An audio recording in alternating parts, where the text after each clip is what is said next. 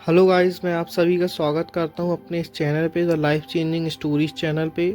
आज मैं आप सभी के सामने विक्रम बेताल की एक नई कहानी लेकर के प्रस्तुत हूं। राजा विक्रम घने जंगलों में एक बेताल को पकड़ने के लिए जाते हैं। बेताल झपट करके उनकी पीठ पर लद जाता है और वह कहता है, सुनो विक्रम, मैं तुम्हें आज एक नई कहानी सुनाता हूँ। बेताल अपनी कहानी शुरू करता है। वो कहता है, एक राज्य में भयंकर अकाल पड़ गया। ब्राह्मण का परिवार दाने दाने को मोहताज हो गया। तभी एक यक्ष प्रकट हुआ और उसने कहा, मैं तुम्हारी गरीबी दूर कर सकता हूँ, लेकिन शर्त यह है कि तुम्हें अपने तीनों बेटों में से किसी एक को बलि के लिए मुझे सौंपना होगा। पिता ने कहा, मैं सबसे बड़े बेटे को नहीं दे सकता, वह मेरे वंश को आगे बढ़ाएगा और वह मेरे बुढ़ापे का सहारा है। माता ने कहा, मैं सबसे छोटे बेटे को नहीं दे सकती, वह मेरी आंखों का तारा है और वह मुझे सबसे ज़्यादा प्रिय है।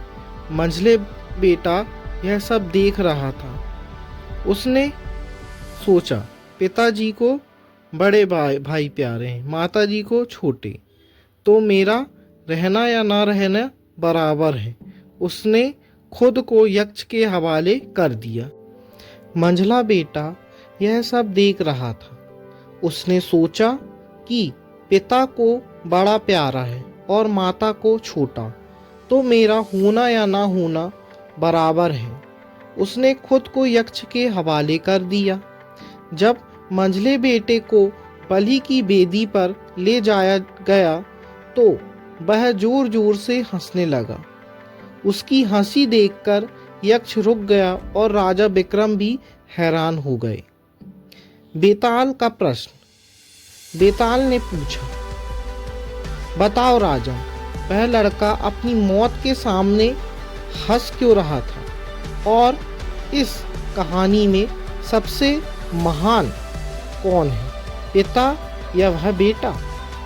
विक्रम ने उत्तर दिए, बेताल, वह लड़का इसलिए हंस रहा था क्योंकि जब बच्चा संकट में होता है तो वह माता पिता को पुकारता है, लेकिन यहाँ माता पिता ने ही उसे छोड़ दिया था। उसे एहसास हुआ कि संसार में सब मोह माया है और वह ईश्वर की शरण में हंसते हुए जाना चाहता था। रहा सवाल महानता का, तो इसमें सबसे महान वह मंझला बेटा ही है। माता पिता ने तो मोहवश अपने प्रिय बेटों को बचा लिया, लेकिन उस बेटे ने पूरे परिवार के अस्तित्व को बचाने के लिए खुद के जीवन का मोह त्याग दिया। तो दोस्तों, आज की हमारी कहानी यहीं समाप्त होती है। आशा करता हूँ आपको आज की हमारी कहानी पसंद आई होगी। कल फिर मिलेंगे एक नई कहानी के साथ। तब तक के लिए आप हमारे चैनल को, लाइफ चेंजिंग स्टोरीज चैनल को लाइक और सब्सक्राइब कीजिए। तब तक के लिए सादर जय सिया राम।